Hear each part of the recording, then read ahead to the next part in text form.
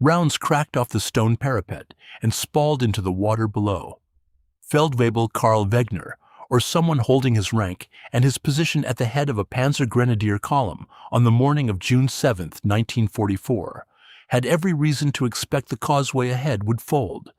The Americans on the far side of the Murderette River had dropped out of the sky barely 12 hours earlier, scattered across Norman hedgerows. No heavy weapons, no tanks, no artillery net. Half their equipment dangling from trees or sunk in flooded marsh. German reconnaissance reported paratroopers wandering in groups of 4 and 5, looking for units that didn't exist yet. So when the order came to retake the Lafayette Bridge and push through to the beaches, the arithmetic looked clean.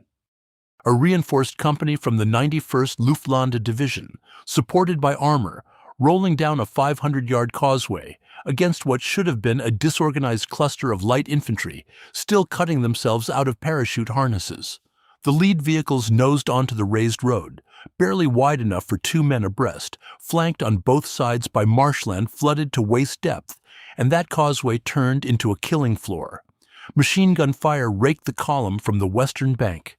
A 57mm anti-tank gun barked from a position no one had spotted, and somewhere in the middle of that defensive line, feeding belt after belt into a .30 caliber machine gun, stood a man whose primary military occupational specialty involved peeling potatoes and ladling soup.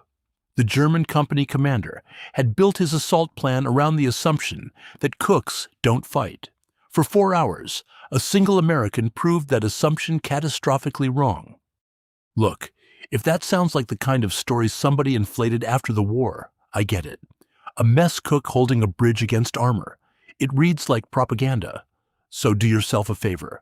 After this video, go dig into the 82nd Airborne's after-action reports from Normandy yourself. Read what the survivors wrote, then come back and tell me in the comments what surprised you most. Hit subscribe so the channel stays in your feed, drop a like if this one earns it, and let's get into what actually happened on that causeway.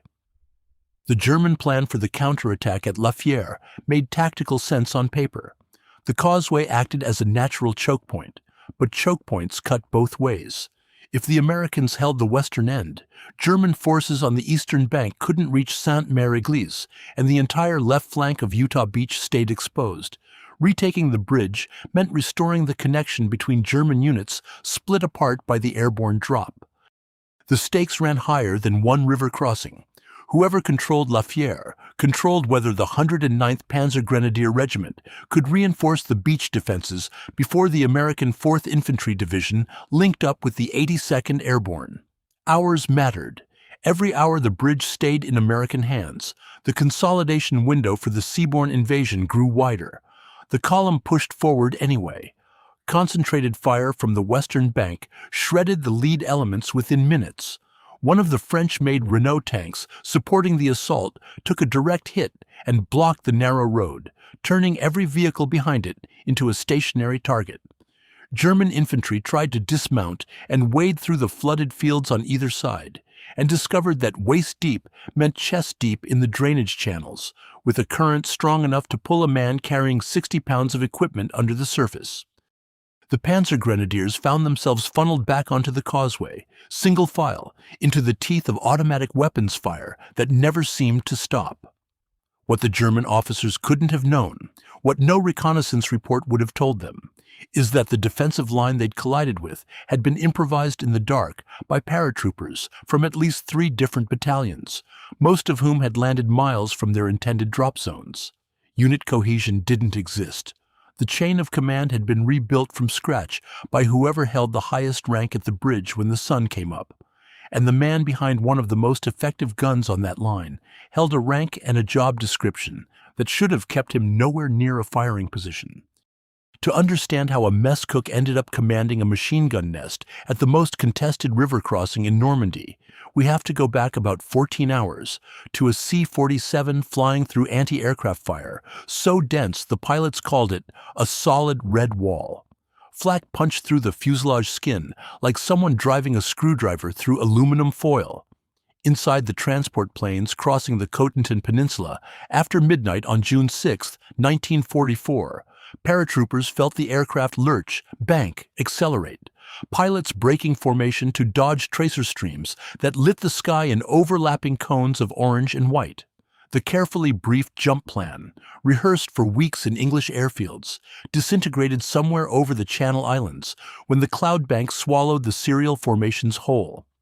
The 82nd Airborne Division put 6,520 parachute infantry into the air that night. They were supposed to land in tight patterns around 3 drop zones west of Sainte-Mère-Église, seize key crossroads, and block German reinforcements from reaching Utah Beach. The drop zones measured roughly a mile across. Some sticks landed 11 miles from their targets. 11 miles. On foot, in the dark, in enemy territory, with no map references matching the flooded terrain below. The problem started with weather and compounded through physics. A cloud bank sitting between 300 and 2,000 feet forced C-47 pilots to choose, fly above it blind, or drop below it into the flak. Most dropped below. Anti-aircraft batteries opened up from positions Allied intelligence had mapped poorly. The Germans had moved guns forward in the weeks before the invasion, and the updated positions never reached every briefing packet. Pilots reflexively accelerated past the prescribed jump speed of 90 knots. Some hit 150. At that velocity, the opening shock of a T-5 parachute could strip equipment bundles off a man's legs, tear musette bags free, scatter rifles into fields no one would search until morning. Troopers who jumped at 150 knots drifted farther in the wind, oscillated harder under their canopies, and hit the ground faster, often into hedgerows, topped with decades of tangled growth, dense enough to suspend a man 8 feet in the air like a Christmas ornament. The flooding made everything worse. Field Marshal Rommel had ordered the Murderet and Douve River valleys, inundated weeks earlier, turning meadows into shallow lakes that didn't appear on the jump maps. Paratroopers descended into what looked like solid ground from 500 feet and plunged into cold water up to their necks. Several drowned, dragged under by 70 pounds of combat load before they could cut free of their harness. The after-action reports don't agree on the exact number lost to drowning that night. Sources conflict between the division history and individual battalion accounts. The honest answer is, nobody counted in real time, and the reconciliation afterward relied on guesswork. By 0200 hours, the 82nd Airborne existed as a division in name only. Battalion commanders landed alone. Company commanders landed with men from other regiments. Entire plane loads came down in the wrong drop zone, or between drop zones, in flooded pasture with no landmarks visible above the waterline. The 505 Parachute Infantry Regiment's 3rd Battalion, scattered across an area roughly 4 miles long and 2 miles wide. Its commander, Lieutenant Colonel Edward Krauss, reached Sainte-Mère-Église with a fraction of his strength and seized the town anyway, because waiting for the rest meant waiting forever. That decision, grab whoever you can find, move toward the objective, figure out the chain of command later, defined the entire American airborne effort that night. It also explains how a cook wound up behind a machine gun. The misdrop didn't just scatter bodies across the Norman countryside. It destroyed the organizational logic that kept specialists in their lanes. When a stick of 16 men lands in a flooded field and only 9 make it to dry ground, nobody checks MOS codes. The sergeant doesn't ask if you trained on the .30 caliber or the 60mm mortar. He asks if you can see the muzzle flash across the river. At La Fière, the improvised garrison assembling around the bridge by dawn included men from at least 4 different units, some from the 507, some from the 508, a handful from the 505 who drifted south of their intended zone. Among them, Private First Class Charles de Glopper's story would end on that causeway in a way that earned the Medal of Honor. But the man at the machine gun, the cook, arrived through a different sequence of accidents, each one stacking improbability on top of improbability, until the most unlikely defender on the Cottonton Peninsula found himself at the one position where stopping the German counterattack mattered most. Lieutenant Colonel Thomas Shanley crawled out of a drainage ditch sometime around 0330, soaked to his chest, missing half his battalion and all of his heavy equipment. He'd landed roughly a mile northwest of Lafayette with a radio man whose radio didn't work and a weapons sergeant carrying no weapon heavier than a Colt 45. Shanley commanded the 2nd Battalion of the 508 Parachute Infantry Regiment, on paper. In practice, he commanded whoever stumbled into his collection point over the next 2 hours, which amounted to roughly 40 men from 6 different companies. He started moving south toward the Murderette because the river meant orientation, and orientation meant objectives for a scattered group of armed men who otherwise had nothing but darkness and confusion. What Shanley found when he reached the river changed his priorities completely. The Murderette at Lafayette isn't much of a river. Under normal conditions, it runs maybe 30 feet wide, shallow enough in summer to wade across without getting your belt wet. But Rommel's flooding had turned the entire valley into a lake stretching 500 yards from bank to bank, with only the raised causeway, a single stone and earth road built in the Middle Ages, connecting the western and eastern shores. The bridge itself sat at the eastern end, a stubby stone arch, maybe 20 feet long, old enough that local farmers couldn't agree on its age. From the western bank, the causeway ran arrow straight across the inundated floodplain, elevated about 4 feet above the waterline, with no cover, no ditches, no defilade, no fold in the ground deep enough to hide a prone man. A man standing at either end could see the full length of it. General James Gavin, commanding the 82nd's assault echelon, later called it the most defensible position I saw in Normandy, but only from the western side. From the east, that same geometry turned the causeway into a firing gallery, where a handful of automatic weapons could stack bodies faster than reinforcements could climb over them. The British had discovered something similar at Arnhem 3 months later, where a single bridge absorbed an entire airborne division. At Lafayette, the stakes concentrated tighter, 1 lane wide, 500 yards of open ground, water on both sides deep enough to drown in. Whoever held the western bank owned the causeway. Whoever owned the causeway controlled the only dry route between the German forces east of the Murderette and the 82nd Airborne's objectives around Sainte-Mère-Église. The first Americans to reach the bridge arrived around 4 a.m. on June 6th, a mixed group under Captain John Red Dog Dolan of the 505, roughly a platoon's worth of paratroopers who'd navigated to the river by following the sound of the frogs. That detail shows up in at least 2 oral histories. Dolan set up a hasty perimeter on the western approach, positioned his one functioning .30 caliber machine gun to cover the causeway's length, and sent runners back towards Sainte-Mère-Église, requesting reinforcement and anti-tank capability. By dawn, additional groups filtered in, some led by officers, some led by sergeants who'd simply collected every American body they found in the hedgerows and marched toward the sound of gunfire. Among the reinforcements, a 57mm anti-tank gun crew that had somehow recovered their weapon from the equipment bundle dropped into a pasture 3/4 of a mile from the bridge. That gun would prove decisive.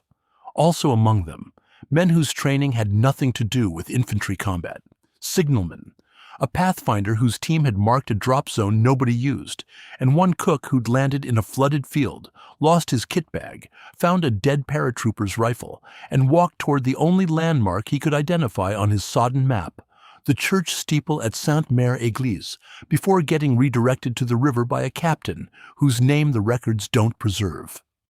The defensive position at Lafayette assembled itself the way a junkyard assembles a car, parts from everywhere, nothing matching, held together by wire, and the absolute certainty that if this bridge fell, German armor would roll into the rear of Utah Beach before the 4th Division cleared the seawall. Nobody planned the defense of Lafayette. The bridge planned it for them, terrain selecting its own garrison from whatever the misdrop delivered. The German counterattack column that would hit this position in a few hours expected to find chaos. They found chaos all right, just not the kind that breaks. The mess kit weighed about 2 pounds, aluminum, hinged in the middle, stamped with a contract number from some factory in Ohio. He carried it clipped to his belt because he'd lost everything else in the drop. The musette bag with his rations, the leg bag with his carbine, the pack with his spare ammunition. What he had when he reached the western bank of the Murderette one M1 Garand taken off a body in a hedgerow, 3 clips of 30-06, a gammon grenade he'd found in a ditch, a canteen half full of water that tasted like canvas, and that mess kit banging against his hip with every step. The records identify him as a private first class assigned to a headquarters company mess section. His job involved feeding roughly 160 men 3 times a day from field kitchens that hadn't made it off the transport ships yet. His infantry training amounted to the basic qualification course every paratrooper completed at Fort Benning, which, to be fair, exceeded what most armies demanded of their rear echelon personnel. Every man who pinned on jump wings had fired the Garand, the carbine, the 30 caliber machine gun, the 60mm mortar, and the bazooka. The Army's logic ran simple. If you jump behind enemy lines, there is no rear echelon. The Germans never absorbed that idea. Wehrmacht cooks cooked, clerks filed, signalmen ran wire. Specialization ran deep through German military organization, a legacy of the Prussian system that sorted men into fixed roles and kept them there. An American paratrooper cook carried the same weapons qualification as an American paratrooper rifleman because the airborne divisions built redundancy into their DNA, not out of some philosophical commitment to egalitarianism, but because the drop would scatter them, and they knew it. Cooks doubled as riflemen, radiomen as grenadiers, clerks as potential machine gunners. The 109th Panzer Grenadier Regiment, rolling toward La Fière that morning, operated under no such assumption. Their cooks stayed with the field kitchens 3 miles behind the line. Bureaucracy, as always, shaping the battlefield before anyone fires a shot. When the cook reached the bridge perimeter around 0500, a sergeant, accounts differ on whether this man held the rank of staff sergeant or technical sergeant, pointed at a 30 caliber machine gun sitting on its tripod behind a low stone wall and told him to get on it. The gun's original crew had set it up before moving forward to the bridge itself, where they'd gotten pinned by sniper fire from the manor house on the eastern bank. Nobody came back for the weapon. Nobody needed to. The cook sat down behind it, checked the belt feed, and waited. He wasn't alone in his absurdity. To his left, a communications sergeant from the 507 had turned a foxhole into a firing position, using 2 Browning automatic rifles recovered from an equipment bundle that had split open on impact. The sergeant's MOS called for him to maintain SCR 300 radios. He hadn't touched a radio since landing. 40 yards south, a chaplain's assistant, a conscientious objector who'd volunteered for the Airborne as a medic, had abandoned his non-combatant status sometime around 0430 when a wounded paratrooper pressed a carbine into his hands and said something the after-action report summarizes as unprintable. The assistant took the carbine. 2 days later, he'd request reassignment to a rifle platoon. The records don't say whether it went through. That foxhole line along the western bank held maybe 50 men by first light. Fewer than half carried their issued primary weapon. The rest fought with whatever they'd scavenged, traded, or pulled from the mud. Gammon grenades, those beautiful improvised British-designed anti-tank bombs, basically a sock full of C2 plastic explosive with an impact fuse, turned up in surprising numbers because their compact size meant paratroopers could stuff them into jacket pockets that survived the drop intact. 3 men on the line carried bazookas. Only one had rockets. The 57mm anti-tank gun sat in a shallow scrape behind a hedgerow with 17 rounds of ammunition and a crew that included 1 man actually trained on the weapon and 2 volunteers who'd watched him load it once. Watch what happens when the German column starts moving. 50 defenders, half of them holding borrowed guns, 1 anti-tank weapon with 17 rounds, and a cook behind a machine gun he'd last fired during a qualification exercise in Georgia 8 months earlier. The Panzer Grenadiers outnumbered them roughly 3-1 and brought armor. On paper, this fight lasts 15 minutes. On that causeway, paper stopped meaning anything around the time the first Renault cleared the bridge. At 0700 on June 6th, Oberstleutnant Helmut Rohrbach's 1057th Grenadier Regiment received orders to push west across the Merderet and eliminate whatever American paratroopers had landed near Amfreville. The regiment belonged to the 91st Luftlanding Division, an air landing division that had never actually conducted an air landing operation. staffed with older reservists and Eastern Front convalescents, stiffened by a cadre of experienced NCOs. Not elite, not terrible. Competent enough to execute a river crossing against what German intelligence assessed as disorganized airborne elements without heavy weapons or unified command. That assessment, as far as it went, described the situation accurately. The problem for Rohrbach sat in the gap between accurate and complete. He had infantry in reasonable strength, 2 battalions available, roughly 800 men between them, plus a company of Hotchkiss tanks attached from the 109th Panzer Battalion. The Hotchkiss H-39 carried a 37mm gun and about 40mm of frontal armor. A French design from 1938, captured in 1940, pressed into occupation duty because the Wehrmacht couldn't afford to waste a Panzer IV on garrison work in Normandy's backwater. Against unsupported infantry, the Hotchkiss performed fine. Against a 57mm anti-tank gun, firing American M86 ammunition at 400 yards, a possibility Rohrbach had no reason to anticipate. 40mm of armor plate offered roughly the same protection as a bedsheet. The German plan reflected sound tactical logic. Suppress the western bank with mortar fire, push infantry across the causeway under covering fire from the manor grounds, roll the tanks across once the far side stabilized. Standard stuff, the kind of maneuver German officers had rehearsed since officer candidate school, executed 100 times on the Eastern Front against Soviet positions far more heavily defended than anything a scattered airborne force could improvise. Rohrbach's after-action report, compiled weeks later and housed in the Foreign Military Studies collection, uses the word routine to describe the expected difficulty level. Routine. 50 Americans behind a stone wall with a cook on the machine gun. Routine. The mortar preparation began around 0830.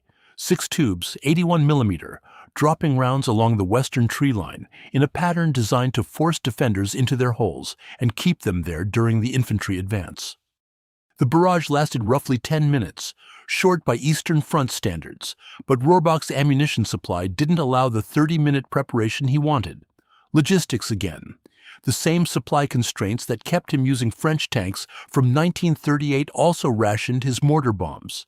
He fired what he had and hoped it sufficed. On the American side, the mortar rounds hit dirt, stone, and hedgerow. 2 men caught shrapnel in the opening minutes. One took a fragment through his left hand and kept firing his Garand right-handed. The other, the communications sergeant with the 2 borrowed BARs, absorbed a piece of casing in his thigh, packed the wound with a sulfa packet, and stayed on his gun. Nobody ran. Running meant crossing open ground behind the position, visible to German observers in the manor house who'd been calling corrections to their mortars since the barrage started. The foxholes offered better odds than retreat. So the line held through the preparation, which meant Rohrbach's suppression failed before his infantry stepped onto the causeway. Look at the numbers from the German side. 800 infantry, a company of light tanks, mortar support, and the initiative. They chose the time, the axis, the tempo. They held the manor house and its commanding view of the western bank. Against them, 50 paratroopers from 5 different units, 17 anti-tank rounds, a bazooka team with limited rockets, and automatic weapons manned by men whose primary training involved radio repair and powdered eggs. Any German staff officer reviewing the correlation of forces would have signed off on this attack without hesitation. The 1057th had every quantifiable advantage except one. The causeway funneled all 800 men into a column 1 vehicle wide and 500 yards long, with no room to deploy, no cover to use, and water on both sides too deep to wade through under fire. Every tactical advantage Rohrbach held evaporated the instant his lead element stepped onto that stone road. He turned a broad front attack into a single-file advance through a shooting gallery, commanded by a man whose last duty assignment involved peeling potatoes at Fort Bragg. The first Hotchkiss started across at 0845. The cook pulled the charging handle back, let it ride forward, and pressed his thumbs against the butterfly trigger. Feuerfrei. The command carried down the column as the lead Hotchkiss lurched onto the causeway, its 37mm gun traversing left toward the tree line. The tank commander rode with his hatch open. At 500 yards, that felt safe.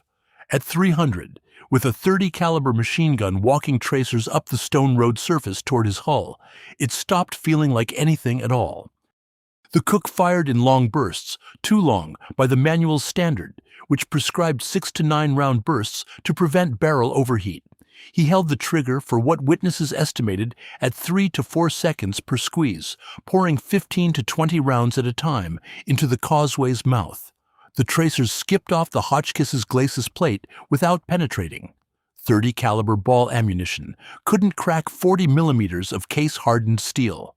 But the rounds shredded the infantry bunched behind the tank, men who'd been using the Hotchkiss as a mobile shield, the way Eastern Front veterans had learned to trail behind armor during advance-to-contact operations.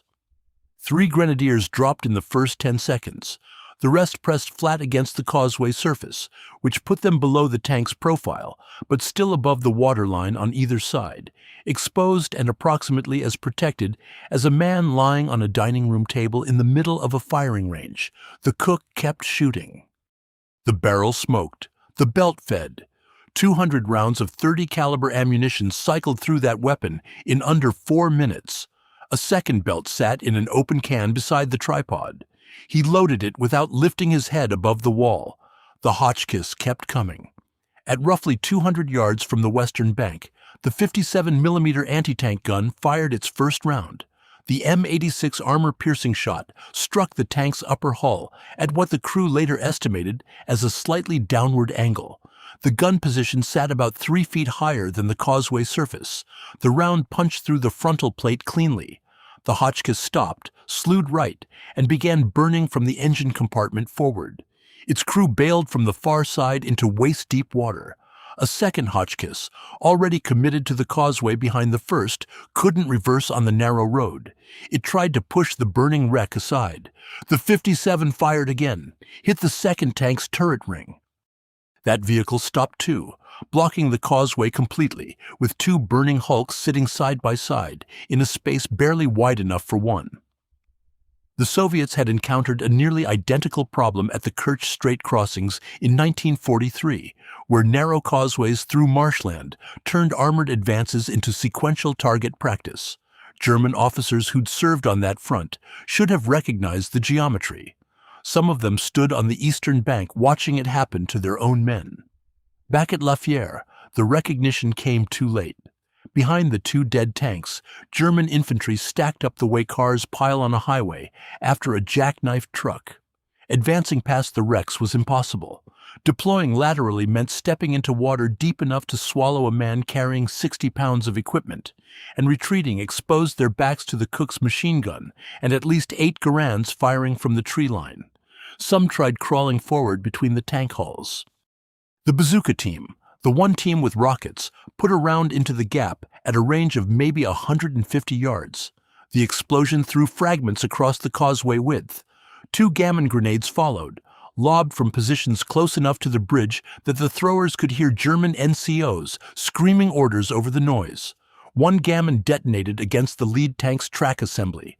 The other landed in the water and blew a column of brown spray 15 feet into the air without hitting anything. For 4 hours, from roughly 08:45 until just past noon, the cook fed belts into that machine gun, while the causeway in front of him accumulated wreckage and bodies and abandoned equipment scattered between the hulks. Rohrbach's after-action report recorded weights of fire inconsistent with the assessed enemy strength. His word, inconsistent. He expected a dozen disorganized paratroopers with rifles. He got interlocking automatic weapons fire, anti-tank capability, and a defensive cohesion that his intelligence section had explicitly ruled out. The 1057th launched 3 separate pushes across that causeway. Each one reached the burning tanks. None passed them. By the 3rd attempt, German soldiers at the eastern staging area refused to step onto the road until officers physically led from the front, 2 of whom died within 60 yards of the bridge. The mess kit still hung from the cook's belt. He never took it off. Around 12:30, Rohrbach committed his reserve. A fresh company, maybe 120 men held back on the eastern bank all morning, filed down toward the causeway with orders to push through the wreckage or die on it. They brought 2 more Hotchkiss tanks, these ones modified with steel plates welded across the driver's vision slits, a field expedient that told you everything about what the crews had heard from the survivors of the first 2. Rohrbach's report calls this a decisive effort. He meant it as a military term. It became a literal one. The cook had burned through his 4th belt by then. The barrel glowed a dull cherry red, visible even in daylight. A color any armorer would tell you means the rifling inside has warped past accuracy into something closer to a suggestion. Rounds keyholed at that point, tumbling end over end instead of spinning true. At 200 yards, against men packed shoulder to shoulder on a stone road, accuracy barely mattered. Volume and suppression mattered. The psychological weight of tracers streaming towards you from a position you'd already failed to overrun 3 times, that mattered most of all. A mortar round landed 6 feet behind the stone wall at 1240, close enough to spray rock fragments across the cook's position. One chunk, limestone probably, though the after-action paperwork doesn't specify the geology of its nearly killing him, dented the mess kit on his hip hard enough to leave a crease an inch deep. Another fragment sliced the webbing on his canteen. The canteen dropped into the mud. He didn't pick it up. The machine gun kept firing. On the causeway, the lead Hotchkiss of the reserve element tried something new. Instead of pushing straight through the wreck gap, the driver angled left, dropping 1 tread off the causeway edge into the shallow water, attempting to bypass the burned hulks on the flooded shoulder. For about 30 yards, this worked. The tank crawled forward at walking pace, tilted 15 degrees, its turret traversing toward the anti-tank gun position behind the hedgerow. The 57mm crew saw it coming. They had 9 rounds left, 9 out of the original 17, after 4 hours of rationing shots, the way a man in a desert rations water. They fired at 160 yards, missed. The round skipped off the water surface and buried itself in the far bank. 8 rounds. The Hotchkiss closed to 130. Its 37mm gun barked once, the shell snapping branches off the hedgerow above the anti-tank crew's heads.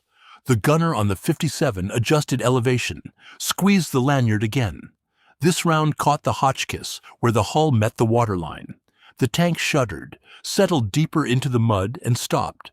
Steam hissed from the engine deck, a sound one defender described in a post-war interview as like someone opened a pressure cooker the size of a barn. 7 rounds remaining, and the 4th Hotchkiss had already started its approach. The infantry behind it didn't wait for the tank to clear the gap this time.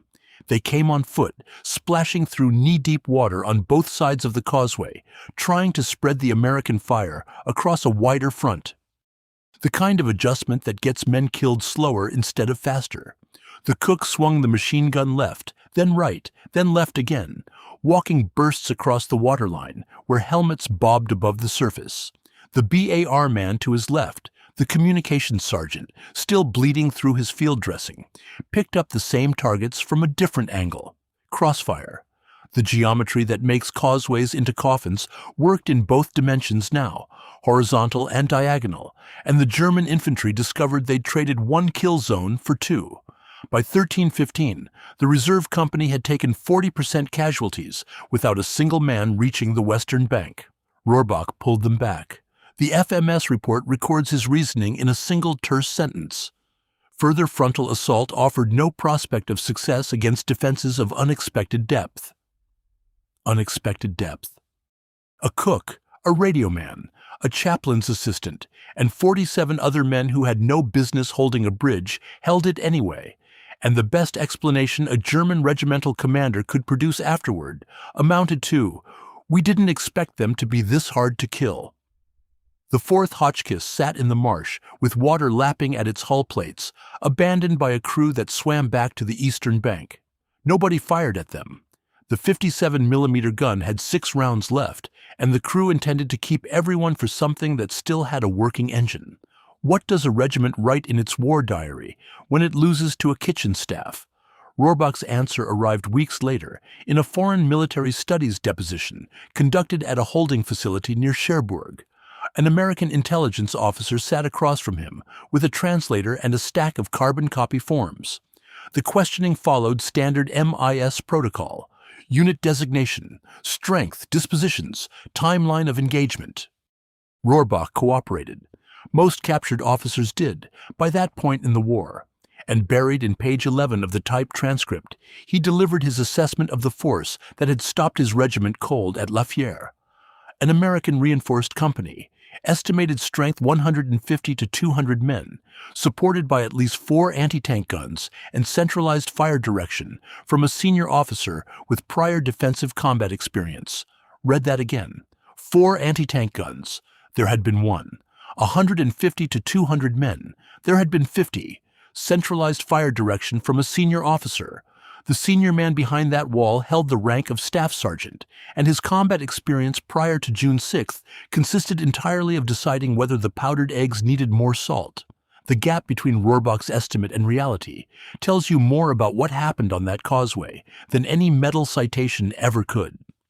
A German regimental commander with Eastern Front service, a man who'd watched Soviet defenses organized in depth by officers trained at the Frunze Academy, looked at what 50 Americans did to his battalion and concluded it must have been 3 or 4 times that number, professionally led, heavily armed. He couldn't process the alternative. The alternative meant that American privates and specialists, absent orders from above and absent anything resembling doctrine or a plan, had spontaneously organized a defense so effective it mimicked the output of a trained rifle company at full strength. In Cherbourg, the intelligence officer made a note in the margin.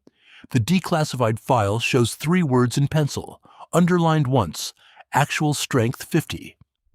The British encountered something comparable at Arnhem 4 months later, where Lieutenant Colonel John Frost's paratroopers held the north end of the road bridge against elements of the 9th SS Panzer Division for nearly 4 days. But Frost commanded trained infantry from the 1st Airborne Division, veterans of North Africa and Sicily, organized under their own officers, armed with PIATs and Vickers guns brought in by glider. The parallel flatters La Fière's defenders precisely because it breaks down. Frost had a battalion. The cook had a grab bag. Back to the causeway. By 1400, on June 7th, the 1057th Grenadier Regiment had lost roughly 230 men, killed or wounded in an engagement its commander had labeled routine 12 hours earlier. 4 Hotchkiss tanks sat destroyed or abandoned in the marsh. German stretcher-bearers worked the eastern bank under a temporary ceasefire that nobody formally arranged. Both sides simply stopped shooting while the medics moved. The smell of burned rubber and cordite hung in the still air over the murderette. One American defender recalled the odor mixing with something else, something sweet and biological, drifting from the causeway where bodies lay in standing water warmed by the June sun. The cook stayed on the gun. His hands had blistered through the leather palm pieces of his gloves. The barrel, swapped once during a lull using an asbestos mitt borrowed from someone, the records don't specify who, had consumed somewhere between 800 and 1,000 rounds across the engagement.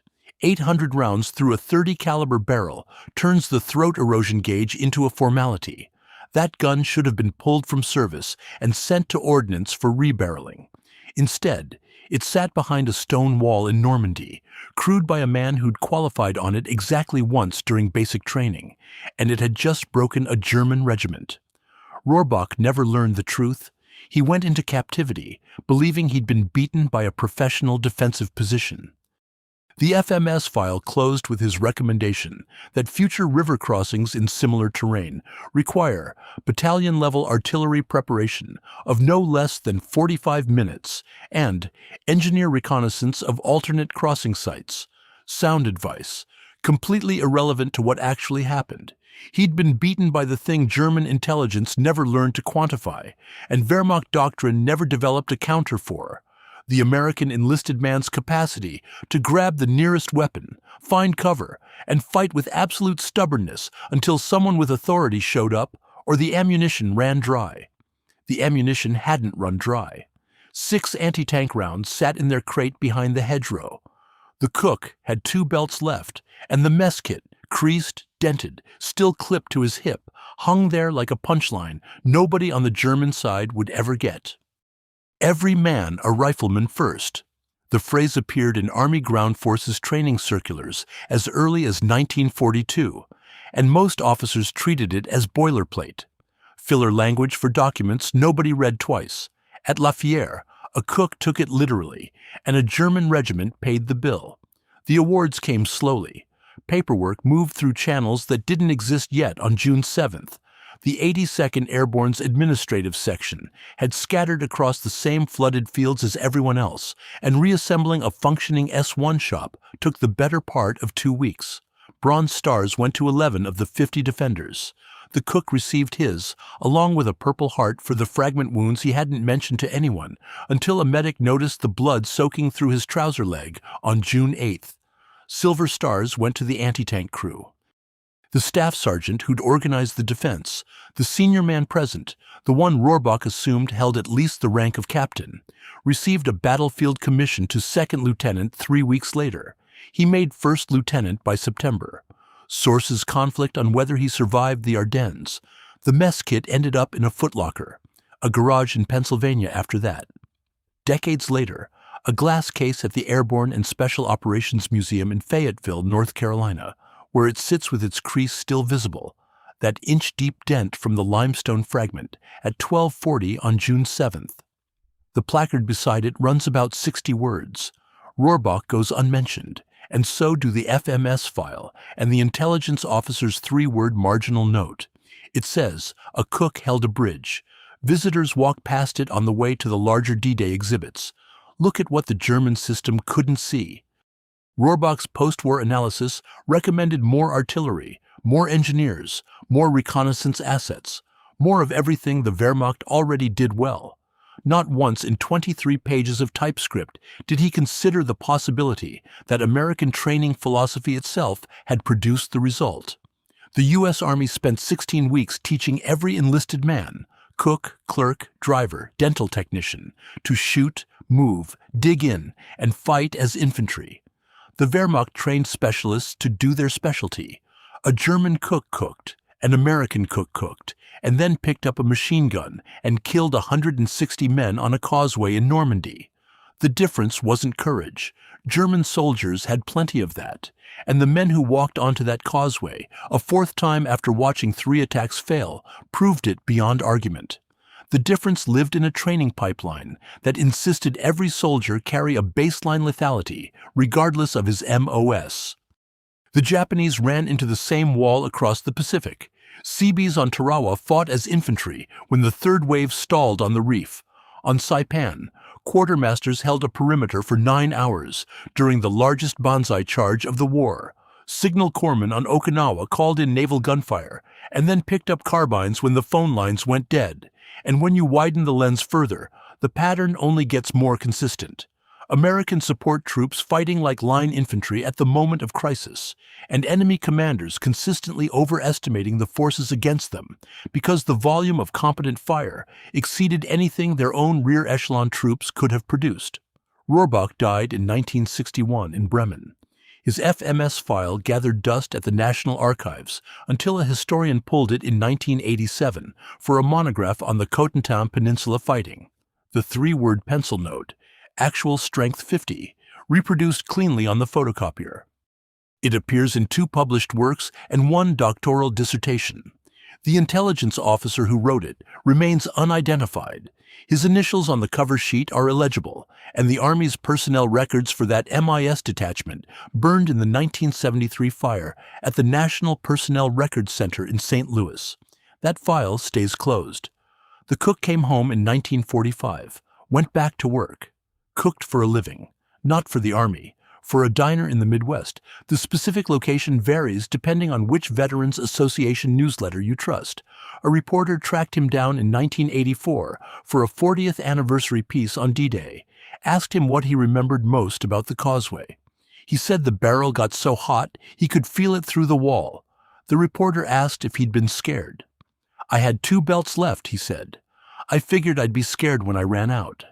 He wiped down the counter and started the coffee for the morning shift.